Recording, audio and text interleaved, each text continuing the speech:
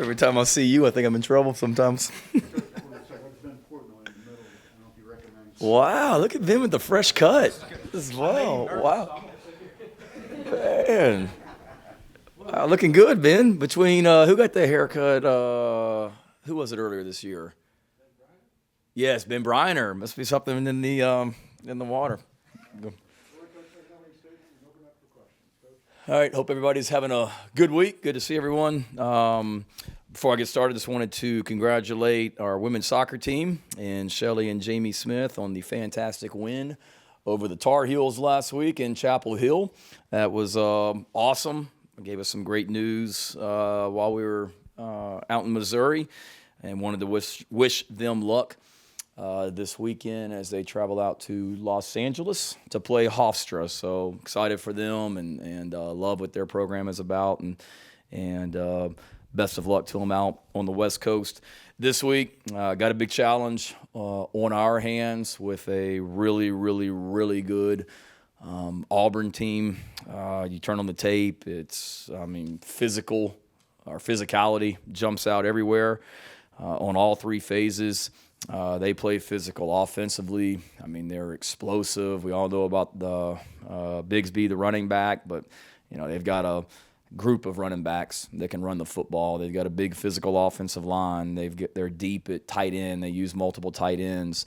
The wide receiver core is fantastic. Guys with speed, and there's a backup there that we were trying like heck to get at Oklahoma as a receiver, and he's a backup for him right now. So really, really talented wide receivers. Hate to hear the news on Bo Nix. Certainly thoughts and prayers are with him, and wish him a speedy recovery. What a competitor and warrior that is. You can watch the tape of the game from last Saturday and see him limping around for a strong portion of the game, trying to fight through that injury. So says everything about what he's about, and so much respect for his competitive spirit, and wish him well.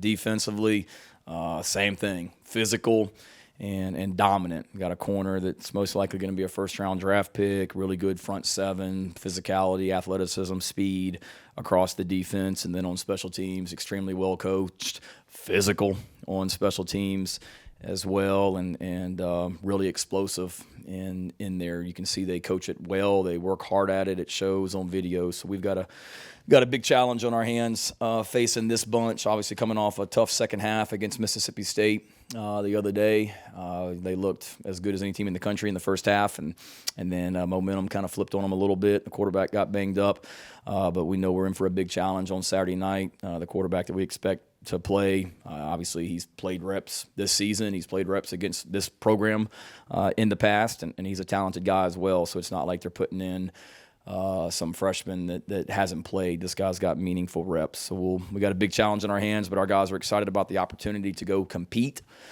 Again, had a really good practice this morning, and we were a disappointed bunch, obviously, on Saturday night with the way we played, but came right back to work on Sunday like we always do after a win, after a loss. We tell the truth to each other, we correct, and take the day off on Monday, the players do, and then we come back in here, and today was fantastic meetings and practice. We certainly are excited about the opportunity to be back home in Williams-Brice Stadium.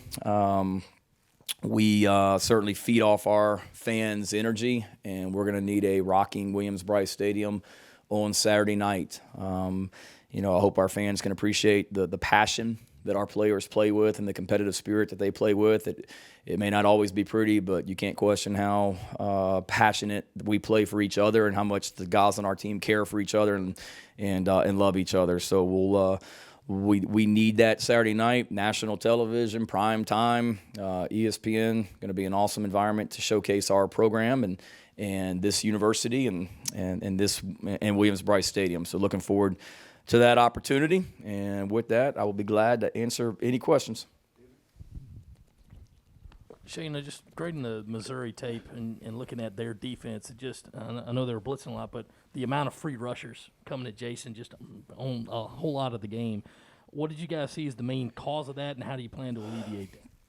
Yeah, it happened too much the other night, just to be honest. I'm just thinking back through them. One time was a little bit of a different front they lined up in where they overloaded the right side, that they brought a guy free off the left side that should have been picked up. It was just a look that was a little bit new, that the running back in that particular instance had his eyes over there to the right at a rusher he was responsible for, and they brought the guy from the left. One time was just a missed assignment with the left guard where we turned a rusher free, and on a drop back pass, I wish I had a better explanation. It was just a mistake by one of our offensive linemen on that. He should have been out there picking that guy up. I mean, that's a basic thing that we should have had no issue with. Another one was on a running play where we didn't block the linebacker. That was just an instance where the tackle tight end guessed wrong, had an idea of what they thought might be happening that the defense was doing based on the way they lined up, which they weren't necessarily far off, but they guessed wrong on that one, and shouldn't happen. So we go back to work and get it corrected. And a couple of the runs, you could say that, they were flying their defensive ends up the field. And one time we ran, I think, the counter play into a defensive end just screaming up the field. And that's one, you tip your cap to them. They had the chalk last, and that's not the greatest play if they're playing it that way. So you go back, you look at the things they did. Certainly Auburn's going to look at it and copy things that Missouri did, just like Missouri copied things that other people did, and you always try and stay ahead and just coach it better. But that's one thing, David, that we talked about as a staff yesterday, offensively and defensively, is some of those mistakes that happened on Saturday night were not new things that we had in. It was things that we've been doing and making sure that we're constantly coaching and reviewing everything. So hope that answers your question. It was too much, but give Missouri some credit for some of them, and then we just got to do a better job of coaching so our guys are prepared for every look that they could potentially see during the game. Shane, obviously the Virginia Tech job opened up this morning. I know, we know your history, your dad's history there, and your time there. Just wanted to ask you where you stand in relation to that, and as the head coach at South Carolina right now too. Yeah, certainly you hate to ever see anyone lose their job. So tough from that standpoint. Obviously, I love Virginia Tech. I moved there when I was 10 years old. I went to high school there. I went to college there. I coached there. My parents still live there. So I have special memories of my time in Blacksburg, and that'll always be, special to me. But this is where I want to be. When I said this was my dream job, I wasn't just saying that to make it sound cool in a press conference or to get the job. This is where my wife and I and my family want to be. We didn't put that sign up over there in Williams-Brice Stadium that said "Welcome Home" just because it was trendy and a slogan. This is home for me, and I want to be the head football coach here at South Carolina. I love working for Ray Tanner and Chance Miller. They are fantastic, and we have an amazing relationship. I love this state. I want to live in this state. I love this city. I want to live in this city. I told our team a couple weeks ago, my son Hunter, he's in second grade, I guess. I want him to graduate high school from here in Columbia, and this is where I want to be. We're just getting started. Recruiting is going amazingly well. There's a lot of energy about this program right now. There's a lot of excitement about this program right now. My goal is to bring an SEC championship here to Columbia, and we're just in the beginning stages of it. So, no, I'm the head coach at South Carolina. I want to be the head coach at South Carolina. And then, probably beyond any of that is we use the word love around here a lot, and I love coaching these kids, and couldn't imagine not coaching these guys, and love what they're about, and love being their head football coach. Shane, obviously different coaching staff in comparison to last year, but what can these players take away from having the opportunity last year to go up against a guy like TJ Finley? And as coaches, how much of that do you kind of pry and try to get information from them based on what they saw last year and in comparison to the short and limited time he has so far this season with Auburn? Yeah, you get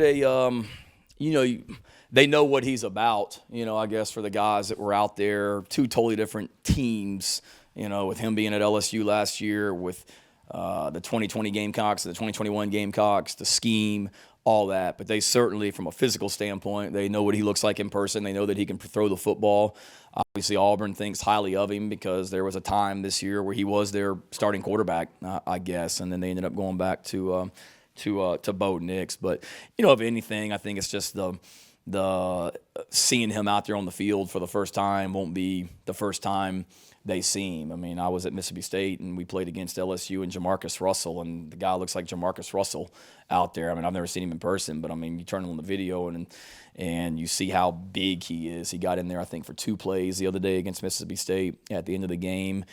There's video that you can draw on from earlier this season when he played as well. So we'll look at that as coaches and go back and kind of get a feel for him. And I think it's an advantage in some ways for us, but, probably he would say the same thing too. I mean, he knows or is somewhat familiar with our personnel, I guess, also.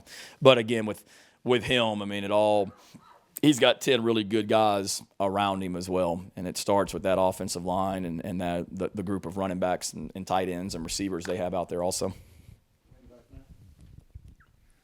Coach, you hear players all the time say, we just have to drown out the noise. We heard your players say it earlier today. For you personally, how do you drown out the noise? And is that even possible when you're the head coach of an SEC program? Good question. Probably easier than you think, just because we're so insulated in this building in a lot of ways. I wake up early in the morning. My wife and kids are asleep. It's dark. I come into this facility. I'm here all day. I go home at night. It's dark.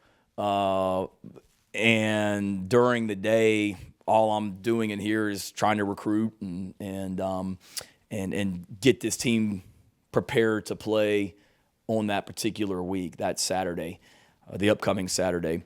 I do. It's not like after we lost to Missouri that as soon as I got on the bus, I immediately went to Twitter to see what they were saying about me. I didn't. I can assure you that. I immediately pulled out my iPad and busted back to St. Louis and watched the game on my iPad and tried to figure out what went wrong and how to get us better for sure. But I think it would be naive for me to say that you're not. I mean, our players, they walk out of here at noon each day and they go to class and they're around Columbia and they're on social media and things like that. So I try and say somewhat, in tune with maybe what the narrative is out there. But as far as me, listening to it, if I'm letting that influence what I'm doing, then I'm not doing the best job for the young men in this program, if that makes sense. Shane, obviously, Mike Bobo likes to run the ball a lot. What have you seen from Auburn in the run game specifically, and how big of a test is that coming off that Missouri game to improve? Yeah, really big. It starts with the run, and you go back to when this staff was at Boise State. They used multiple tight ends. They ran the football. That's what Mike likes to do. You turn on the tape, and you see parts of Boise, you see parts of Mike Bobo's offense and whatnot. When you go back to all the way to when, Brian Harsin was at Texas and the style that Texas had. So it all carries over. But it starts with the run and I mean, they're really, really, really good and really, really physical. They mix up the run game. It's not like it's just one scheme that you see over and over. You got to be ready for a lot of it. You got to be ready for inside zone. You got to be ready for some toss crack. You got to be ready for some outside zone. I mean, they do a good job of mixing it up and moving those tight ends around, and getting them in different places and creating angles and leverage. So it's certainly a big challenge, and especially for our guys. I mean, they're built differently than what Missouri is. Beatty from Missouri he's not the size necessarily of Bigsby and some of these running backs. And with Missouri, they had tight ends they played, but it was a little bit more spread out and some 2x2 sets. Whereas with Auburn, I mean, they may have 3 tight ends in there and they're lined up, and it's old school downhill football. And I like to think that we're like that a lot of ways as well. I think we're a physical football team. I think we were a lot of times on Saturday night against Missouri, and that's what we've been preaching to our players this week is the physicality that it's going to take on Saturday night to perform at a high level.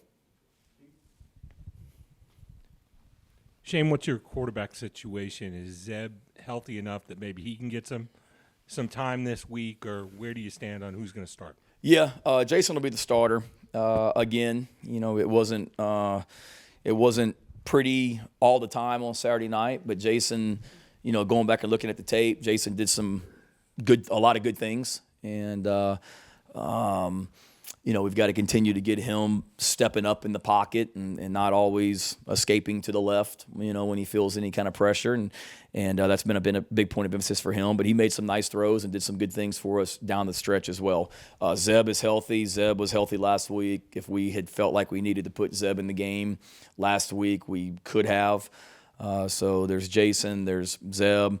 Colton would be our number 3, quarterback this week, and then we'll go from there.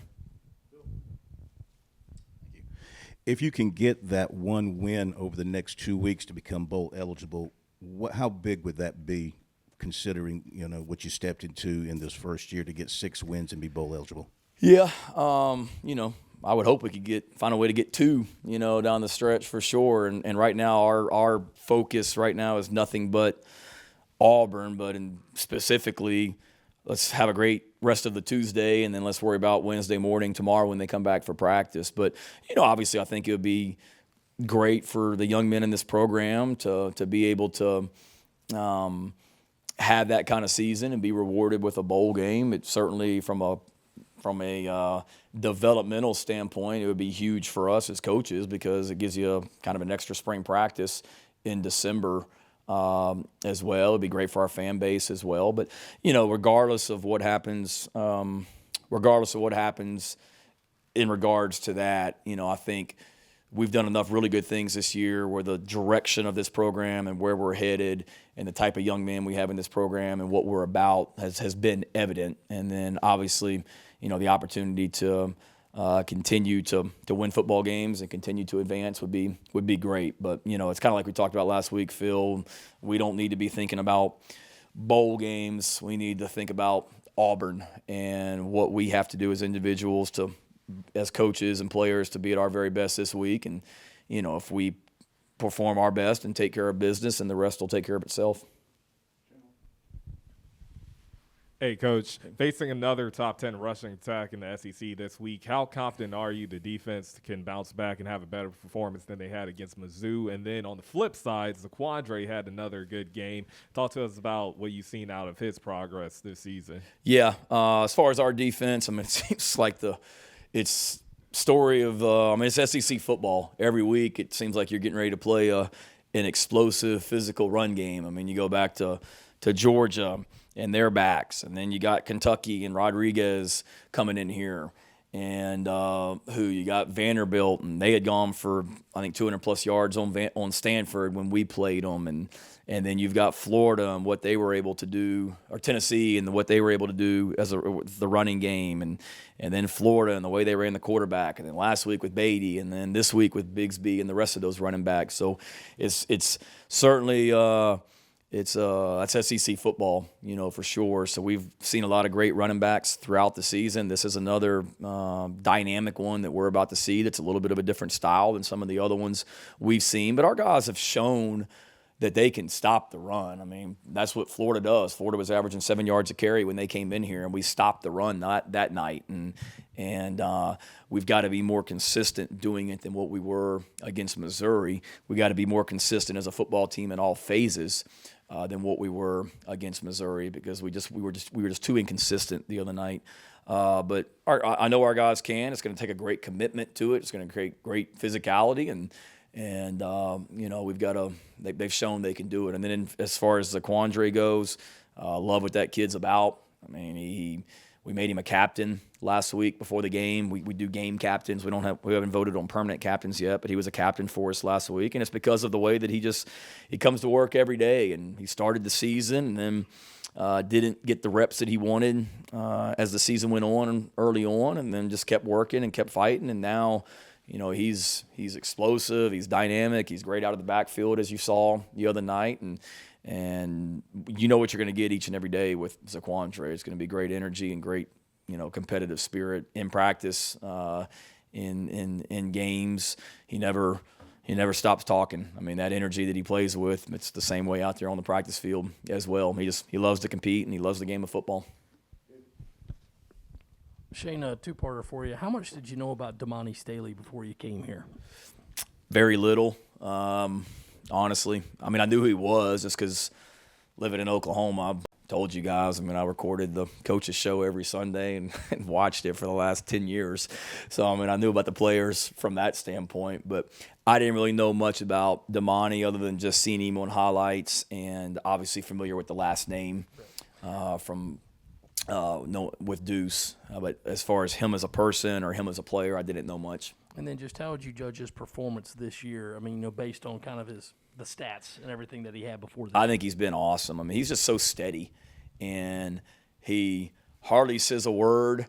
I mean, I don't know how many words that he and I have communicated with each other since I've been here. I mean, don't take that the wrong way, but and that's all the players as well. He doesn't say a whole lot, but he's just steady and consistent, and he's made, I think I said it on the teleconference the other night, he's just made so many plays this year. The interception return for a touchdown against ECU, the 4th and 1 stop against Florida. He had a huge play in the Vanderbilt game on their last drive. I think he was a tackle for loss in the backfield, if I'm not mistaken, down there in the red zone. He added on a pressure the other night and got a sack. So he's just steady, he prepares, and really happy for him and the year that he's having for sure, because he's certainly earned it, and he's prepared and put himself in that position. You joked a couple weeks ago before Jason's first start that about 87% of the balls go in EJ's direction. That hadn't been quite that high a percentage. Are you surprised by that? Is it because EJ hasn't been able to get open, or what have you seen there from that? How have you gotten him on the field more? It was him and Josh Van playing the same position for a while, but how have you gone about getting him on the field more? Yeah, as far as, surprised, maybe. EJ may be mad at Jason that he hasn't thrown him the ball. I don't know. It hasn't been for a lack of trying. A lot of that's the defense, too. And it's not as simple. Everybody says, we got to get Jaheim Bell the ball, and we got to get Josh Van the ball, and we got to get EJ the ball. And it's not as simple as just calling a play and telling the quarterback, throw it to EJ. I mean, I wish we could get defenses to line up exactly like we wanted them to. And don't get me wrong, I mean, that's part of game planning and being able to get easy touches for guys on the perimeter and things like that. We do that all the time with Jaheim and Juju, but it's not as simple as just, drop back and we guarantee you this guy's going to be open. You don't know what coverage they're going to be in, and you don't know what kind of pressure they're going to bring, that the quarterback may have to go somewhere else with the ball. That ball that was, I guess it was the other night, we tried to throw it to EJ. I think it was EJ on that, may have been Josh, I'm sorry. But we tried to throw the ball to EJ some, and it's not for a lack of necessarily trying. It's just kind of what the defense gives you and where Jason's supposed to, go with the ball. But EJ's touches are coming. He's a weapon. And then in regards to just getting him on the field more, it's just those guys being a little bit more flexible, and Josh being able to play a couple different positions within our offense, which allows EJ to be on the field along with Josh or Xavier Leggett or DK or Marion Brown or whoever it might be.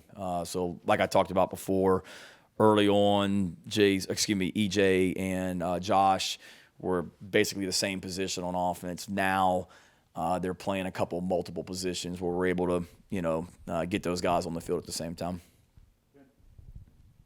Shane, you kind of touched on Z, but as far as how he and Kevin kind of complement each other, it seems like they've kind of gotten at least some kind of rhythm the last few weeks. Just what have you seen from those guys, and how do you feel like you guys can kind of use those guys as a weapon going forward to get the running game going? Yeah, no, I mean, it goes back. I think I told you guys after spring practice where we sat down as an offense and talked about who are our top playmakers on this offense. And even though Kevin really didn't do anything in the springtime, you knew based off last year he was going to be one, along with Z White and Marshawn, and then Juju came along. They complement each other well. Marshawn did some really nice things the other night as well. We know what Juju can do, but certainly, Kevin's gaining more and more confidence as the year goes on. He's getting more and more healthy as the year goes on. Zaquandre continues to produce at a high level. So getting those guys both involved and keeping Marshawn involved and finding ways to get Juju touches is a challenge each week, but something that we're excited to do. was gonna say we've kind of asked you about this before, but as far as Jason and handling, the last 2+ months, when you look at how he's handled, losing out of quarterback competition twice and getting his opportunity, just what can you say about his character and how he's handled that situation and still bringing it every day in practice and being there and being making good on his opportunities? Yeah, I think it's a great lesson for all of us. Just keep your head down and just continue to work. That's him. I mean, he's steady and didn't let the circumstances dictate how he was going to respond. He just continued to prepare to be the starting quarterback and was super supportive of those other guys and didn't sit around and feel sorry for himself and mope. He didn't come in my office and want to complain about why he's not getting the opportunity. Just he handled it the right way, and he was a great teammate, and he continued to be appreciative for the opportunity he had here and continued to work. And I think he's handled it.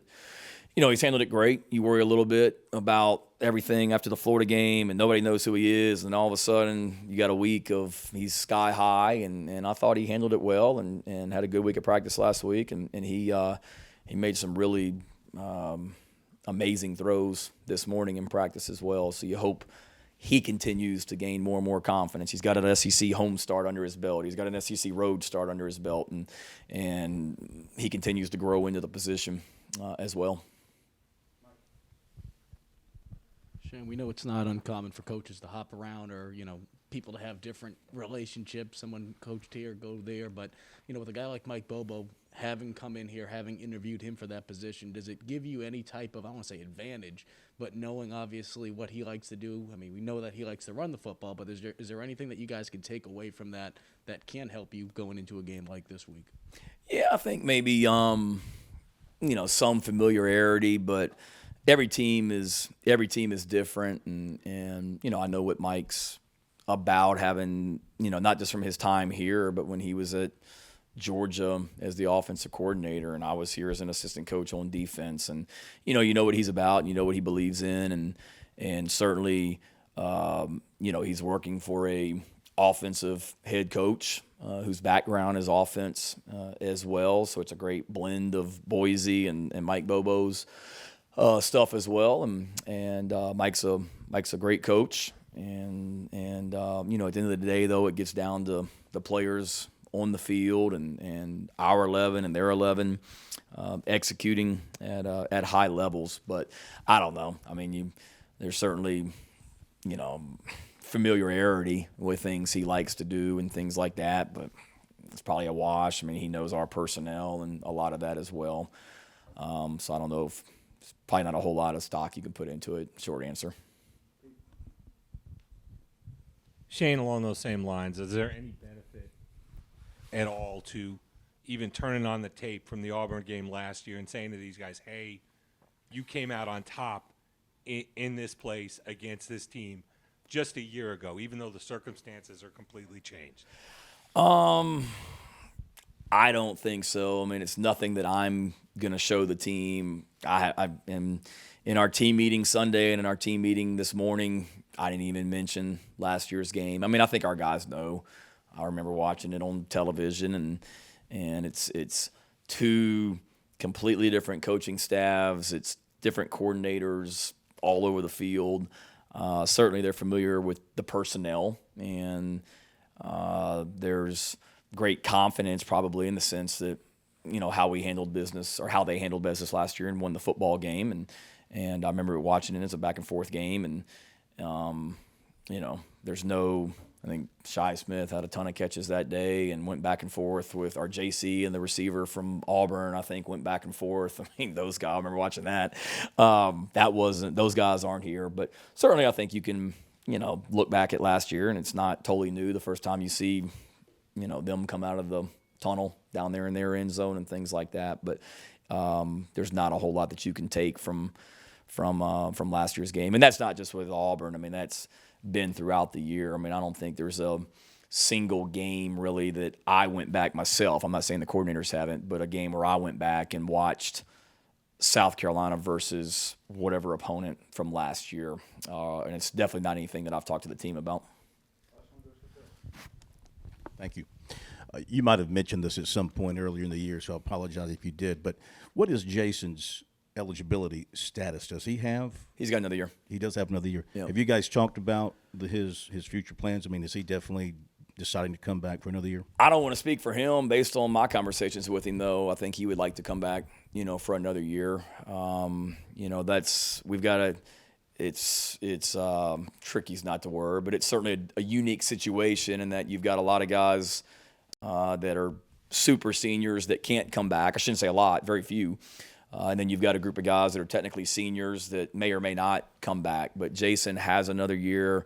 I believe he plans on, coming back. But all those conversations are conversations that, we'll sit down after the season and talk with those guys, not just Jason, but a lot of those guys that are in that situation. Certainly we'll have players weigh in NFL opportunities and things like that, like you always do.